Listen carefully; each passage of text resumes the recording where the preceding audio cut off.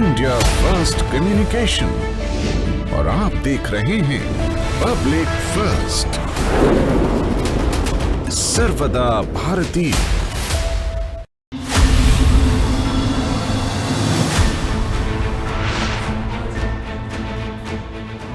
First सर्वदा भारतीय। मध्य प्रदेश में वैसे तो कई जिले हैं जिनका अपना एक इतिहास है और अपनी एक रवानी है, लेकिन एक ऐसा जिला है जो अपने नए नाम के साथ एक बार फिर विश्व पटल पर उभर कर सामने आ चुका है। एक ऐसा जिला जो अपने आप में कई इतिहास अपने आप में समाये हुए है, और एक ऐसा जिला जो कि माँ नर्मदा से जुड़ा हुआ है। जी हाँ, नर्मदापुरम। होशंगाबाद इसका पहले जो नाम था, अब फिर से अपने पुराने गौरव के साथ नर्मदापुरम जिला बन चुका है। अब इस जिले से जुड़ी हुई एक खास बात आपको बताते हैं। यहाँ पे एक शख्स लगातार परिश्रम कर रहे हैं, एक ऐसा शख्स जो लगातार युवाओं को मोटिवेट कर रहे हैं, उनको इंस्पायर कर रहे हैं, और एक ऐसा शख्स जो अपने पुराने वैभव, पुराने गौरव और पुराने गर्व के साथ आम लोगों के बीच एक नई ऊर्जा का संचार कर रहे हैं। उनसे मैं आपका परिचय कराऊं, लेकिन सबसे पहले आप देखिए वो वीडियोस जिनके जरिए आपको ये समझ में आएगा कि वो शख्सियत आखिर है कौन। सपने वो होते हैं जो आपको सोने लाते हैं। कितना सिंपल फॉर्मूला है, कभी भी अपने लिए मत लाओ। लखपति होना है तो लाख रुपए मत पाओ ईश्वर से। तो ईश्वर से बोलो कि मुझे इतना सक्षम बना कि मैं मेरी संस्था में लाख लाख रुपए के सैलरी दे सकूं। लाखों एग्जाम्पल है, एक नहीं, लाखों एग्जाम्पल है, बड़े एग्जाम्पल है। ये बहानेबाजी नहीं चलेगी। अरे यार, होशंगाबाद में तो कंस्ट्रक्शन नहीं है, यार इतना नहीं है। आज के डेट में यूट्यूब में सब मिलता है, ऑनलाइन सब मिलता है, पूरा वर्ल्ड प्लेटफॉर्म प्लान। बट आज जो है इंटरनेट ने हम लोग को एक मिनट तो बड़ा गलती। मेरे ख्याल से आपका एटीट्यूड जो है वो ज्यादा मैंने लगता है बजाय आपकी एजुकेशन की। अभी डिग्री है बिल्कुल भी आवश्यक नहीं कि एक बच्चा जो सेकंड क्लास आता रहा तो जिंदगी में सेकंड क्लास में नहीं की हो, ऐसा भी नहीं। और एक ऐसा लक्ष्य चुनो और उसके बाद बैठो। तो लक्ष्य जब तक कंप्लीट नहीं होगा तब तक बैठो, चलता रहो। जहाँ चाह वहां रहा। मानसिक तरंगे है कि 100% काम करते हो, 100% काम करते हो। तो चलिए आपको हम परिचय कराते हैं मध्य प्रदेश के वरिष्ठ समाज सेवी और प्रसिद्ध डॉक्टर राजेश शर्मा जी से। डॉक्टर साहब, आपका बहुत बहुत स्वागत है पब्लिक फर्स्ट पे, और एक अलग ही रूप में आप दिखाई दे रहे हैं। एक बार फिर, एक बार की तो मैं आपको डॉक्टर बाबा ही बोलूंगा। पब्लिक फर्स्ट सर्वदा भारतीय के हर भारतीय बंधु को नमन, अभिनंदन और नमस्कार। सबकी जय हो। आशुतोष जी, आज आपके पास फिर से एक बार आके मैं अपने आप को बहुत अभिभूत महसूस कर रहा हूँ, और अद्भुत है आपका ये स्टूडियो और पब्लिक फर्स्ट और हमारे सर्वदा भारतीय होने का जो गर्व ये आपके नाम से है। मैं बहुत बहुत शुभकामनाएं और बधाई देता हूँ आपको। धन्यवाद सर। सर, आपके जो हॉस्पिटल्स हैं, आपके जो मेडिकल इंस्टीट्यूट्स हैं, उनका नाम नर्मदा जी के नाम पर हैं, और माँ नर्मदा जी की ही आप लगातार सेवा कर रहे हैं। ये नाम आपके लिए कितना महत्वपूर्ण है? शरीर के लिए जितना ऑक्सीजन, व्यक्ति के लिए जितना ये प्राणवायु महत्वपूर्ण है, मेरे लिए नर्मदा नाम, नर्मदा जीवनदायिनी, नर्मदा की कृपा, नर्मदा का आशीर्वाद मेरे लिए उतना ही महत्वपूर्ण है। आशुतोष जी, नर्मदापुरम की जब हम बात करते हैं, जब नाम बदला होशंगाबाद से नर्मदापुरम, आपका व्यक्तिगत उस समय किस तरह के विचार थे? जैसे एक आपने एक सपना देखा हो और आपने आंख खोली और वही दृश्य सामने पाते हो आप, तो ये लगभग एक वैसा ही एक अनुभूति थी कि रोम रोम में बसा है नर्मदा।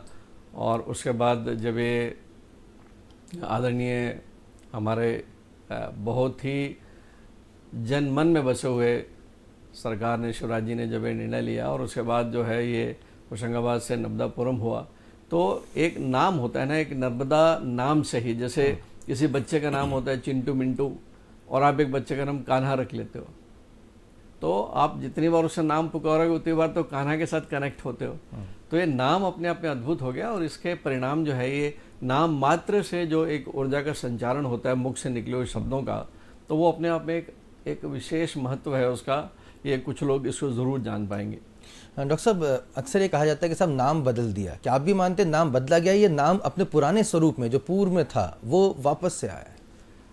ये कह सकते हैं कि जो मूल था, जो सनातन था, वो पुनः वापस आ रहा है। आपको हम लगातार देख रहे हैं नर्मदापुरम के अलग अलग गाँव में आप जाते हैं, तस्वीरें हम देख रहे हैं, गाँव से कनेक्ट होते हैं। एक ऐसा शख्सियत जो तमाम जो बड़े शहरों में रह चुका हो, देख चुका हो, मॉडर्न टेक्नोलॉजी के ज़रिए लोगों की सेवा ही की है आपने, वो गांव के बीच में जाते हैं, गांव से कनेक्ट होते हैं, उनकी बहुत ही छोटी छोटी ज़रूरतों से वाबस्ता होते हैं, उनकी समस्याओं को निदान करते हैं। वो पक्ष और ये पक्ष दोनों के बीच में कैसे तालमेल बैठाते हैं? मुझे लगता है आशुतोष जी, अभी वक्त आ गया है मुझे समाज को देने का। मैंने बहुत लिया समाज से, समाज ने मुझे भरपूर दिया, और माँ नर्मदा के किनारे बसे नर्मदा भक्तों ने अद्भुत प्यार बरसाया है मुझ पे, अद्भुत विश्वास, श्रद्धा। पेशे से मैं एक ऑर्थोपेडिक सर्जन हूँ, और बहुत आसान नहीं होता कि एक छोटा कस्बा नर्मदापुरम में एक बड़े से बड़े ऑपरेशन के लिए अपने आप को सौंप देना, जबकि नर्मदापुरम से इंदौर या नागपुर या भोपाल बहुत पास पास में है, लेकिन वहाँ के उस पूरी माटी के सपूतों ने जितना प्यार मुझ पे बरसाया, जितना विश्वास मुझ पे बरसाया, और उसके आशीर्वाद के रूप में जो मैं ऋणी हूँ उस भूमि का। और मुझे लगता है कि अब वो वक्त आ गया है। मैं एक वानप्रस्थ की तरफ हूँ। मैं 60 साल मैंने अभी उम्र पार की है, और 60 साल तक आते आते हम जान जाते हैं, जीवन की वास्तविकताओं को हम थोड़ा पहचानने लगते हैं। तो मुझे लगता है कि अब ये वक्त है समाज को लौटाने का, और नर्मदापुर के रोम रोम से मैं परिचित हूँ, तो ये मेरा कर्तव्य भी बनता है कि मैं उस माटी से जुड़े उस हर व्यक्ति के दिल में, आत्मा में उतर कर उसकी परेशानियों को समझूं और उसे पूरा करूं। मुझे लगता है कि मेरा जो बचा हुआ जीवन है मैं इसी काम में लगाऊंगा। जी, हालांकि डॉक्टर साहब, आपने देश के विभिन्न हिस्सों से आए मरीजों का, प्रदेश के विभिन्न हिस्सों से आए मरीजों का आपने इलाज किया है, और चूंकि आपका एक ट्रॉमा सेंटर भी है, यानी कि जब तत्काल जब बहुत ही सीरियस एक्सीडेंट होता है, सीधे आपके पास लोग आते हैं। उस समय ना तो आप ये देख पाते हैं कि कौन सी जात का है, कौन सी पात का है, कौन से धर्म का है, कौन से मज़हब का है, किस जगह का नहीं है। तो ये एक तरह से वो संत जैसा ही जो है वातावरण होता है। लेकिन मैं जानना चाहूँगा कि जब आप उन लोगों के बीच में जाते हैं, कई लोग आपको मिलते होंगे जिन्हें आप शायद पहचान नहीं पाए, लेकिन वो आपको पहचानते होंगे, अरे आपने हमारा इलाज किया था। वो अनुभव हम आपके जरिए समझना चाहिए। वो तो आशुतोष जी, वो एक ऐसा अनुभूति है, काश उस अनुभूति का जो सुख है, जो परमानंद है, वो मैं आप तक पहुंचा पाऊं। ये बिल्कुल सत्य है कि हमारे चिकित्सा सेवा में बहुत से फील्ड होते हैं सेवा के। मेडिसिन है, सर्जरी है, गायनी है, आई डिपार्टमेंट है, ईएनटी है, और उसी में से ये एक ऑर्थोपेडिक डिपार्टमेंट है। मैं ये कहने में संकोच नहीं करूँगा कि उसको अगर मैं थोड़ा सा हिंदी में बोलूँ तो हम लोग जो है ना, एक डेंटिंग पेंटिंग करने वाले, बढ़ई और उसको लोहार को यदि मिक्स कर दो तो वो एक ऑर्थोपेडिक सर्जन बन जाएगा। अक्सर हमारे पास बीमार लोग नहीं आते, हमारे पास हेल्दी लोग ही आते हैं, जो सड़क पे कर्तव्य दिखाते हैं, बिना हेलमेट के चलते हैं, बिना बेल्ट के चलते हैं, और उल्टी दिशा पे उल्टे काम करते हैं, और दुर्घटना के बाद जो है वो हेल्दी होते हैं, बेसिकली वो बीमार नहीं होते। तो सड़क में धुज पिट जाते हैं, टूट जाते हैं, तो हमारे वर्कशॉप में आते हैं डेंटिंग पेंटिंग कराने के लिए, और हम लोग उनको जो है फर्स्ट क्लास ओरिजिनल मॉडल में लाना हमारा फर्ज है। तो ये बात बिल्कुल सत्य है कि जो व्यक्ति घर से कुछ सब्जी लाने के लिए निकला है, वो घर में बहुत से पैसे लेके नहीं निकलता कि मेरी हड्डी टूटने वाली है तो मैं अस्पताल में जाऊंगा। तो वो तो बेचारा बाजार गया था, उसे किसी आप जैसे सज्जन ने उठा के हमारे नर्मदा ट्रॉमा सेंटर में या नर्मदा अपने अस्पताल में लेके आ गया। तो उस वक्त तो जो गोल्डन आवर कहलाता है, चोटों में, ट्रॉमा में एक बड़ा महत्वपूर्ण शब्द है गोल्डन आवर, कि जब भी बड़ी दुर्घटना होती है, जैसे हम पॉली ट्रॉमा कहते हैं, तो उस वक्त जो है 1-1.5 घंटे का एक वक्त ऐसा होता है जो बहुत ही महत्वपूर्ण होता है। उसमें एक एक क्षण, एक एक सांस और धड़कन महत्वपूर्ण होती है। उस वक्त अगर उचित इलाज मिल जाए उसको, तो उसकी जीवन रेखा लंबी हो जाती है, वो बच सकता है। और उस वक्त ये नहीं देख सकते कि ये कौन है, उसका परिचय क्या है, उसको कौन लेके आया है, उसके पास में पैसा है नहीं है उसके पास, तो आपको तुरंत जो है उसका इलाज करना है, ये संभव नहीं है। इसीलिए जो ट्रॉमा सेंटर और बाकी अस्पतालों में जो मुख्य जो अंतर है वो यही है कि हमारे पास अक्सर सड़क से पेशेंट लाए जाते हैं और अस्पताल में आप बाकायदा एक प्लानिंग के साथ में जाते हो, पूरी व्यवस्था के साथ जाते हो। तो ये एक चुनौती भरा कार्य है, इसमें कहीं दो मत नहीं है कि आप बैठे हैं 24 घंटे जो है, आप एक क्षण के लिए भी जो है ओझल नहीं हो सकते। आपकी सर्विसेज जो हैं 24 घंटे जो है वो आपको रखनी पड़ी और इवन आपको प्री हॉस्पिटल केयर तक प्रोवाइड करना पड़ता है। मतलब अस्पताल ही नहीं, आपको अस्पताल की कुछ समय आपको उस स्थान पे भी देनी पड़ेंगी जहाँ पे दुर्घटना हुई है, प्री हॉस्पिटल केयर बोलते हैं। तो आज के इस युग में जब टेक्नोलॉजी का विकास हो रहा है, हर चीज़ का स्टैंडर्डाइजेशन हो रहा है, तो ऐसे ही हमारी जो ऑर्थोपेडिक सर्जरी में भी जो है कई चीज़ें ऐसी आ गई हैं, जैसे CPR है, एक्सीडेंट होता है तो वहाँ पे क्या चीज़ें चाहिए, आपके बेसिक लाइफ सपोर्ट एक कोर्स हो गया, आपके हर वर्कर जो है स्टाफ को ये मालूम होना चाहिए, जिसको हम लोग फर्स्ट एड के ऊपर बोलते हैं, प्राथमिक उपचार के ऊपर की जो ट्रेनिंग है। फिर और ज़्यादा एडवांस है तो ATS बोलते हैं, advance trauma life support system बोलते हैं। तो धीरे धीरे समय के साथ में अब ये कहा जा सकता है कि भारत में जो चिकित्सा सेवा है वो अंतर्राष्ट्रीय स्तर की सेवा से कहीं कम नहीं है। उल्टे तो मैं ये कहूँगा कि हमारा जो DNA है, हमारे भारतीय चिकित्सकों का DNA जो है, हम कहीं ज़्यादा बौद्धिक हैं, कहीं ज़्यादा इमोशनल है, कहीं ज़्यादा भावनात्मक हैं, क्योंकि चिकित्सा जो है ये केवल व्यापार नहीं है कि आपने हमें धन दिया, हमने आपका इलाज कर दिया। आपको कहीं ना कहीं उसके मन तक, उसके हृदय तक, उसके आत्मा में प्रवेश करके हीलिंग करनी पड़ती है, शब्दों से भी, गोलियों से भी, चाकू से भी, हर तरीके से। और केवल मरीज ही नहीं, मरीज के साथ जितने स्टेक होल्डर्स हैं, उनके अटेंडेंट, उनको भी आपको साइकोलॉजिकली ट्रीट करना है। तो ये पेशा जो है बड़ा ही संवेदनशील पेशा है और मुझे लगता है कि हमारे जो संस्कार हैं, हमारे सनातनी संस्कार हैं, वो हमको सिखाते हैं कि हमने अगर चिकित्सा को अपना व्यवसाय चुना है तो व्यवसाय बाद में है, सेवा पहले है। चिकित्सा सेवा से जन सेवा की हम बात करेंगे। जिस साइकोलॉजी को आप समझने की बात कर रहे हैं वो एक एक्सट्रीम एनवायरनमेंट में आता है, जब आदमी पूरी तरह से टूटा हुआ होता है, मरीज पैनिक होता है, मरीज के परिजन भी पैनिक होते हैं। उस स्थिति को संभालना एक अपने आप में एक मनोवैज्ञानिक जो है एक कौशलता का परिचय आप पहले ही दे चुके होते हैं। अब हम आते हैं जनता के बीच में जब आप जाते हैं तो इस कौशल का कितना लाभ आपको आम जन के बीच में पहुंचने का मिलता है, उनके साइकोलॉजी को समझने का, और वो क्या चाह रहे हैं अपने क्षेत्र के विकास में, वो क्या चाह रहे हैं। एक विकास नामक जो शब्द है वो सिर्फ एक शब्द है उनके लिए या एक रोजी रोटी और अपने ज़मीन से जुड़ाव का एक पहलू है? किस तरह से आप समझ पाएँ आप? बहुत अच्छा विषय है आपका आशुतोष जी। मैं छोटा सा मैं कनेक्ट करूंगा हमारे जो दर्शक हैं, सर्वदा भारतीय, हर भारतीय को, कि बहुत पहले की बात है, ये लगभग 2006 की बात है। मैंने किसी पेपर में पढ़ा था, गांव का नाम है हिवरे बाज़ार और उस शख्स का नाम है पोपटराव पवार। इंटरनेट पे हम देख सकते हैं। तो भारत में एक ऐसा गांव हो सकता है जो अपने आप में सर्वदा बिल्कुल अलग गांव है।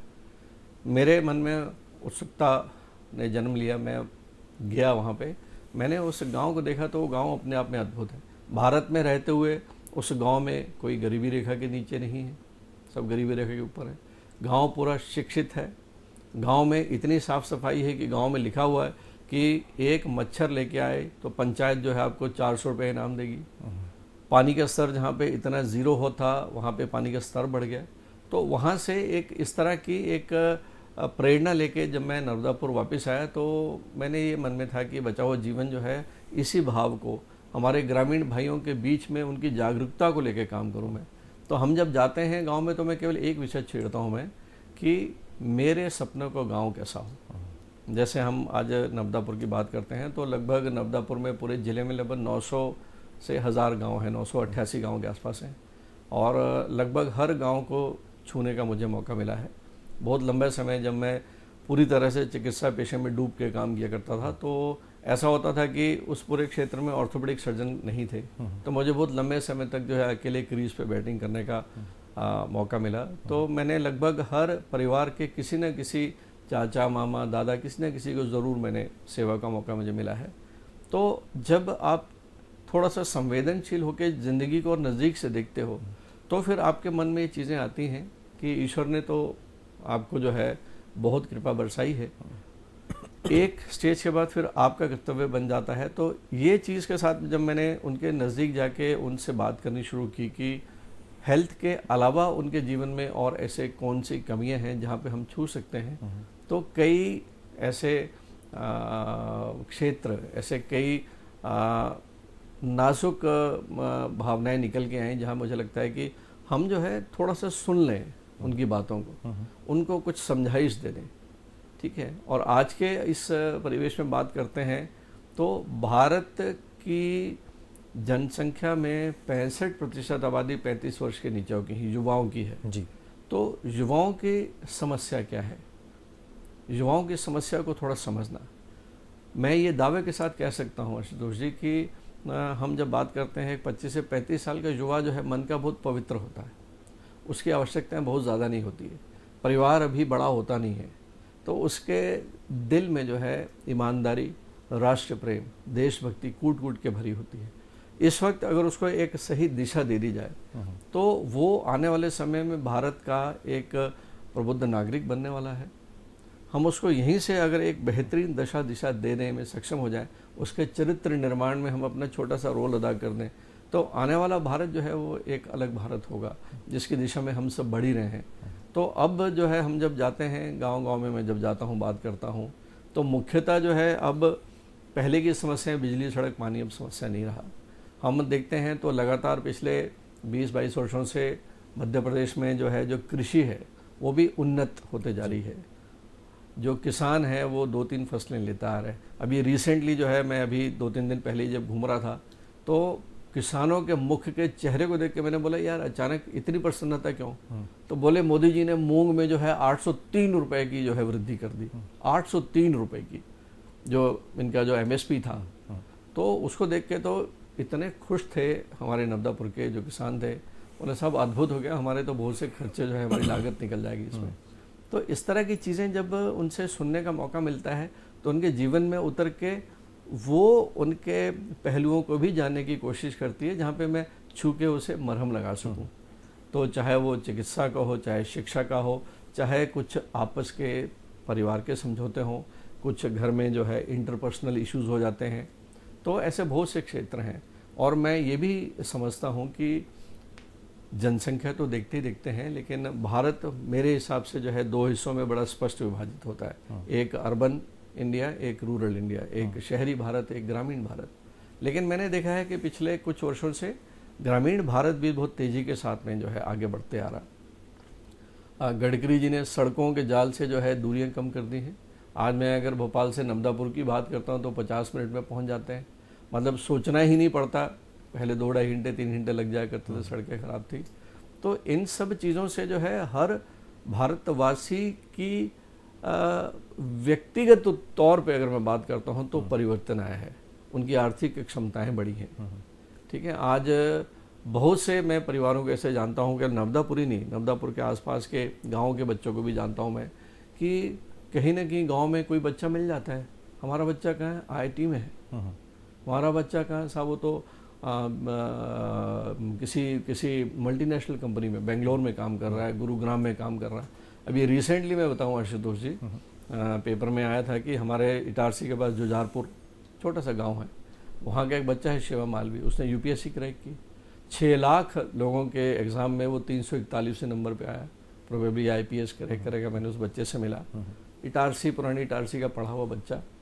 तो ये अब चीज़ें आने लगी हैं, बच्चे जो है परिवार संवेदनशील हो गए हैं, हमारा भारत का युवा जो है अब अपनी जिम्मेदारी समझने लगा है। ये एक अत्यंत हर्ष का विषय है मेरे लिए।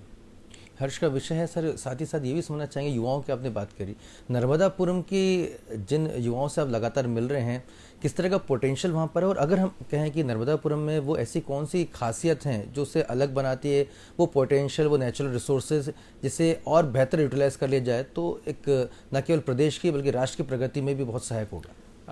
ये जो नवदापुर को अगर मैं बात करता हूँ तो मुझे लगता है कि उसमें इतना पोटेंशियल छिपा हुआ है।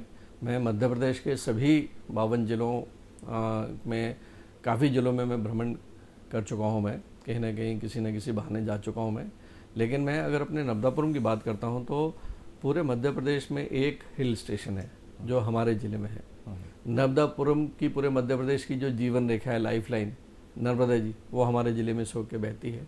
मैं अगर जंगलों की बात करता हूँ तो सतपुड़ा के जंगल हमारे नवदापुरम में है, पचमढ़ी हमारे पास है, मड़ई हमारे पास है, औषधियों का भंडार हमारे पास है सुक्तवा केसला, जो हमारा आदिवासी क्षेत्र लगा हुआ है।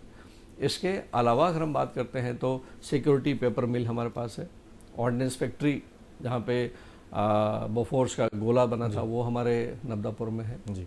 तो वो एक ऐसा क्षेत्र है जिसमें हर चीज़ को लेके जो है बहुत मतलब अपार संभावनाएं हैं, असीमित संभावनाएं हैं। अगर हम बात करते हैं एक टूरिज़्म की बात करते हैं, टूरिज़्म में चाहे वो पिलग्रिमेज हो, धार्मिक बात हो, चाहे वो एक प्रकार का सीनिक टूरिज़्म हो, चाहे वो एक वाइल्ड लाइफ का टूरिज़्म हो, चाहे वो हेल्थ रिसोर्ट बात हो, चाहे वो किसी आयुर्वेद को लेके, सनातनी स्वास्थ्य चिंतन को लेके, बहुत सुंदर क्षेत्र है, अपार संभावना है जहाँ पे हम उसको बहुत अच्छा एक एजुकेशन हब बनाया जा सकता है।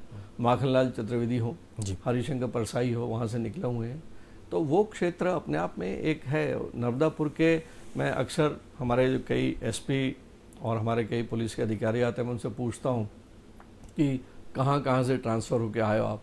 तो मध्य प्रदेश के कई जिलों के बाद में वो जब यहाँ आते हैं तो कहने से निसंकोच बोलते हैं साहब बहुत ही शांत ज़िला है, लोग बहुत अच्छे हैं, दिल के साफ़ हैं, बहुत जल्दी उग्र नहीं होते।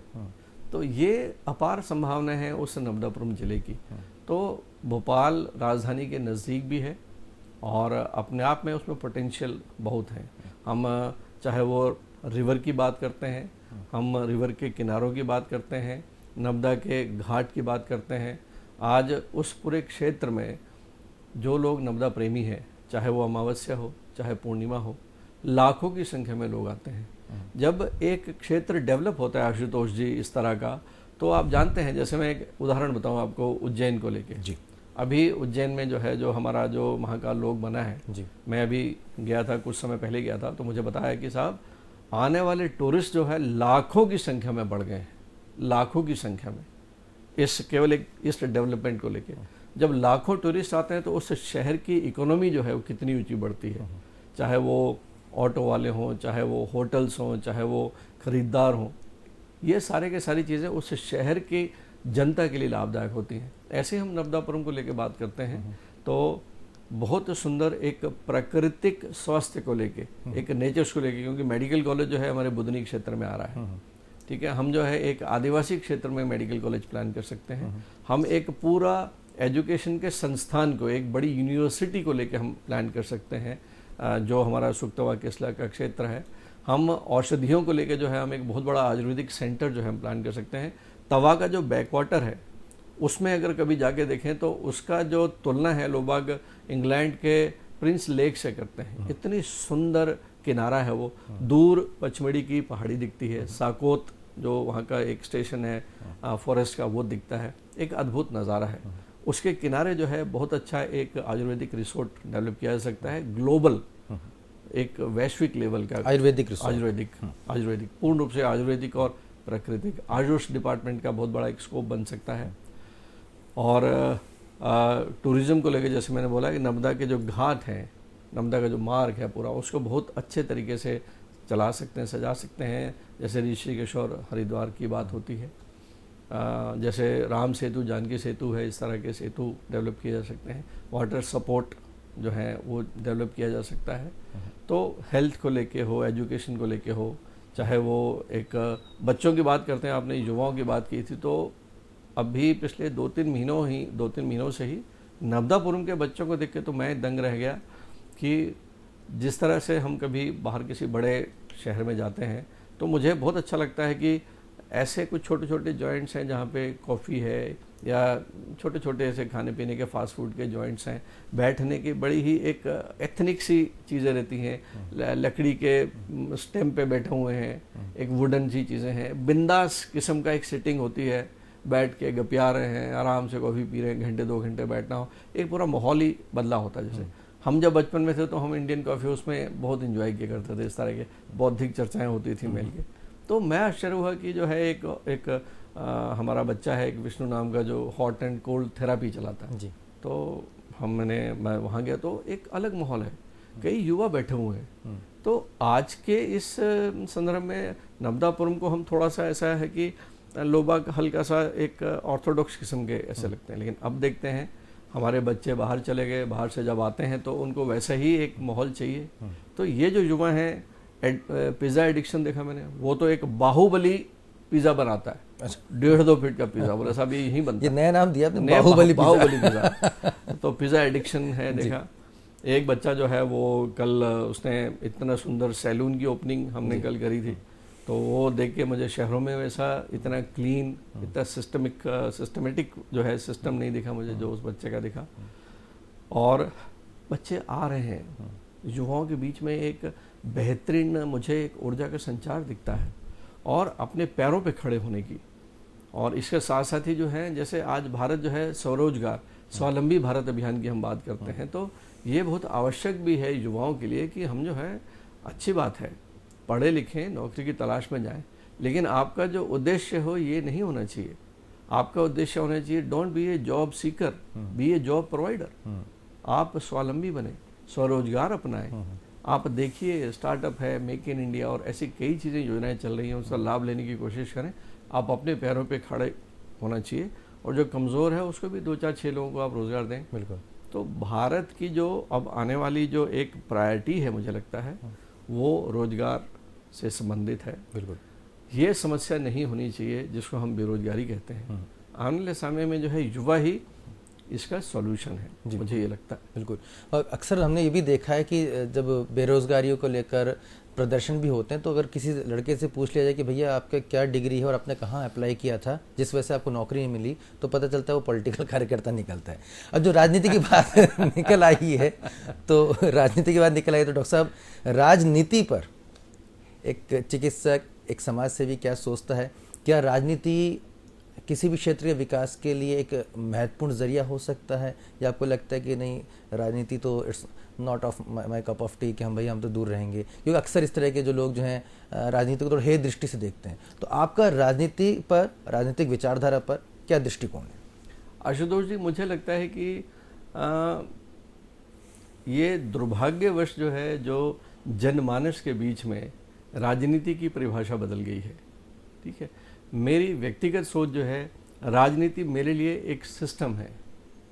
ठीक है, जैसे घर जो है एक संस्कार से चलता है, एक सिस्टम से चलता है, एक कार जो है एक सिस्टम से चलती है, एक अस्पताल एक सिस्टम से चलता है, वैसे ही एक देश को चलाने के लिए जो एक सिस्टम जो है, ठीक है, क्या पॉलिसी है। जैसे इसको अगर हम संधि विच्छेद करते हैं तो राज और नीति, ठीक है, किसी राज्य को चलाने के लिए कुछ नीतियाँ होती हैं, बेसिकली एक पॉलिसी है, तो उसी से पॉलिटिक्स बना हुआ है बेसिकली।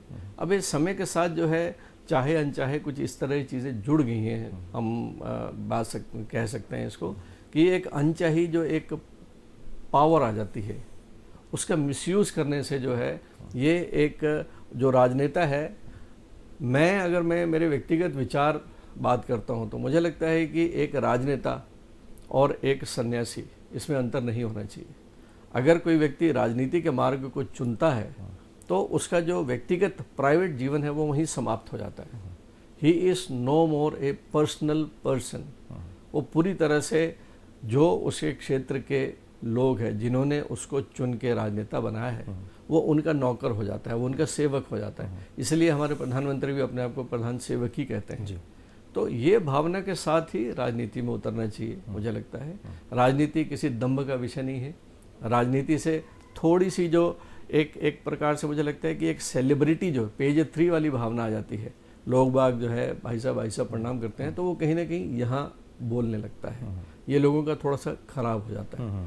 तो और दूसरा जो है, वो एक लालच जो होता है, वो कुर्सी को पकड़ के बैठ जाना, ठीक है, ये मेरे हिसाब से ये चीज़ को जो है मैं बिल्कुल ठीक नहीं मानता। ये एक ऐसा विषय है जिसमें कि मैं भारतीय जनता पार्टी की ही अगर मैं बात करता हूँ आपके चैनल के माध्यम से, तो यहाँ तो ये है कि कार्यकर्ताओं का ही एक ये समूह है।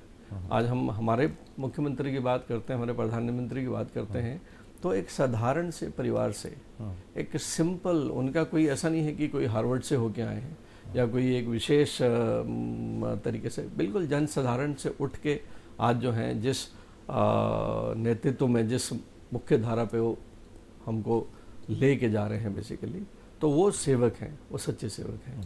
तो राजनीति मुझे लगता है कि एक समाज को एक सही दिशा चलाने के लिए आप इतने सारे लोग जो हैं विधानसभा में नहीं जा सकते, उस मंदिर में नहीं जा सकते, तो इतने सारे लोग चुन के अपने जैसे एक व्यक्ति को अपना मत देके वहाँ भेजते हैं ताकि उनकी समस्याओं को सुलझा सके। बहुत बड़ा देश है हमारा, तो लोकतंत्र के माध्यम से ऐसे लोग चुन के जब जाते हैं तो उनका फर्ज बन जाता है, उनका कर्तव्य बन जाता है कि अपने अस्तित्व को भूल के, ठीक है, वो जनमानस के लिए काम करें।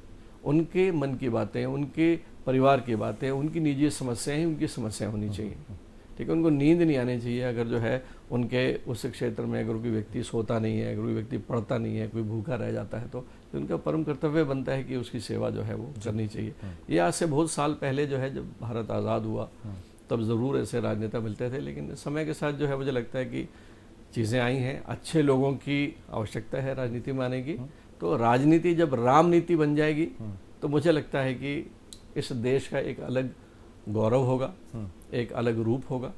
एक छोटा सा प्रश्न और, क्योंकि अपने राजनेता का जिक्र कर ही दिया, राजनीति से राजनेता, मैं इतनी देर से आपको जब देख रहा हूं तो मुझे देश के प्रधानमंत्री नरेंद्र मोदी जी की जो दाढ़ी है वो भी याद आ रही है, दर्शक भी यहाँ देख रहे हैं, तो भी कहीं ना कहीं ये स्वतः ही या फिर कई बार होता है कि किसी हीरो को, किसी आइडल को, किसी नेता को, किसी अभिनेता को हम जब अपना आदर्श मानते हैं या उसके हम फैन बनते हैं, फॉलो करते हैं, तो उसके जैसा हम रूप या उसके जैसा हम अटायर रखने में अपना खुद को अच्छा लगता है, एक फील गुड आता है। तो क्या ये जो दाढ़ी है, जो रूप है, मोदी जी से प्रेरित है या आपकी खुद की स्टाइल शीट? नहीं, ये सवाल बहुत लोगों ने किया, लेकिन ये एक बड़ा एक सुखद आश्चर्य है। जब कोविड महाराज आए हमारे देश में और पहला लॉकडाउन जब शुरू हुआ तो हम सबको पता है कि उस लॉकडाउन में जो है मतलब ट्रेनें बंद हो गई थी, सड़कें बंद हो गई थी, सब कुछ बंद था।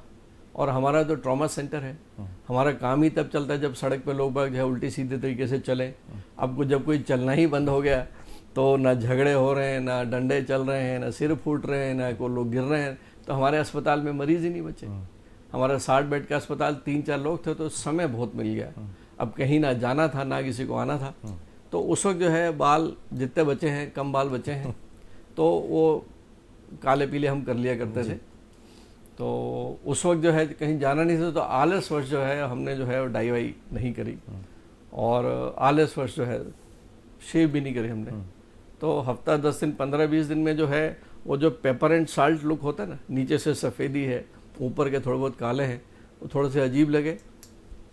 तो थोड़े समय के बाद में हमारे जो भैया आते हैं तो उनको मैंने बुला लिया, तो एम्बुलेंस भेज के बुला के, तो एकदम से जो सफ़ेदी आई जो है तो मुझे देखने में थोड़ा ठीक लगा। और इतने में जो दाढ़ी है वो भी थोड़ी इतनी बढ़ गई, तो मैंने उसको एक नया रूप ले लिया। वो बढ़ते बढ़ते बढ़ते बढ़ गई। ठीक यही समय था जब आदरणीय मोदी जी भी जो है उन्होंने भी जो है, तो ये उस समय लगभग एक जैसा था। तो वो कुदरती जो है लोग बाग छेड़ते हैं इस बात को लेके कि वो एक सेम समय था जब मतलब जो है ये 2020 की बात है। तो 20 से होते होते होते अब ये इतना कंपल्शन हो गया, मेरे ऊपर इतना ज़्यादा दबाव है कि लोग बोलते हैं खबरदार अब इसके साथ बिल्कुल नहीं छेड़ना। अब ये आपका जो है, हम वो चेहरा ही भूल गए जो पहले आपका चेहरा था। जी हुआ करता था। अच्छा, अभी जिस स्थिति में आप हैं, ये भगवा जो कुर्ता है, दाढ़ी है, आप अपने हॉस्पिटल में जाते हैं तो मरीज भी बोलते होंगे डॉक्टर साहब हैं कि डॉक्टर बाबा हैं। मैं बताऊं आशुतोष, ये मैं सोचने पे मजबूर हो जाता हूं कि परिधान का जो है आपके व्यक्तित्व पे और आपकी सोच पे क्या फर्क पड़ता होगा। ये सोचना इस बात को। पुजारी क्यों पुजारी जैसी ड्रेस पहनता है, जो चर्च के लोग होते हैं वो क्यों वैसा अटायर पहनते हैं, एक वकील जो है क्यों वैसा अटायर पहनता है, ठीक है। हम जब सर्जरी करने जाते हैं तो एक स्पेशल ओटी ड्रेस क्यों पहनते हैं। तो इसमें कहीं की दो मत नहीं है कि जो भौतिक वस्तुएं आपके आसपास हैं उनका सूक्ष्म प्रभाव, हर वस्तु का सूक्ष्म प्रभाव जो है इस पिंड पे पड़ता है, आपकी सोच पे पड़ता है। तो ये तो मेरा एक व्यक्तिगत अनुभूति है कि ये जैसा भी हो गया। और जो मैंने मतलब अब मैंने धोती पहनी है, मैं वही पहनता हूँ धोती, और सूदिंग कुर्ते पहनता हूँ। तो जो भी है इसको पहनने से भीतर शांति तो लगती है, एक शीतलता तो आती है। और मैं तो कहूँगा हमारे सर्वदा भारती के सभी बंधुओं को कि एक आध बार करके तो देखो जी तो पहन के तो देखो। चलिए डॉक्टर साहब, आपने बहुत महत्वपूर्ण यहाँ पे सलाह दी हमारे दर्शकों को। मैंने पहले ही जो दर्शकों को बता दिया कि ये डॉक्टर बाबा जो है अलग टाइप के हैं और बिल्कुल अलग ही तरह का ये पूरा का पूरा आपसे संवाद रहा। आप हमारे स्टूडियो आए और बहुत ही महत्वपूर्ण जानकारी और नर्मदापुरम को लेकर आपने अपने जो विचार साझा किए, आपका बहुत बहुत धन्यवाद। जय मां नर्मदा। जय हो। तो दर्शकों, डॉक्टर राजेश शर्मा, जैसे कि हमने बताया कि एक अलग ही टाइप के जो हैं डॉक्टर हैं और आध्यात्मिक पुट के साथ में अपने मरीजों का इलाज भी करते रहे। लेकिन जिस तरह से भारत को लेकर, भारत के गौरव को लेकर, भारत की संस्कृति को लेकर, भारत के युवाओं को लेकर एक नई सोच के साथ वो आगे बढ़ रहे हैं, उससे एक नई ऊर्जा का संचार भी वो लगातार करते जा रहे हैं। हम चाहेंगे कि ऐसे लोग जो हैं वो राजनीति में आए, आगे बढ़ें, युवाओं को मार्गदर्शन करें, अपने समाज का, अपने शहर का, अपने प्रदेश का, अपने देश का विकास में महत्वपूर्ण भूमिका निभाएं और कहीं ना कहीं हमारे देश के गौरव के साथ ही सभी का विकास है। जैसे कि पब्लिक फर्स्ट भी लगातार कहता है, सर्वदा भारतीय।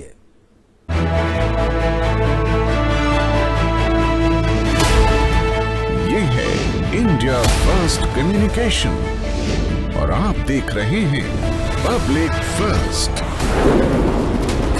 सर्वदा भारतीय।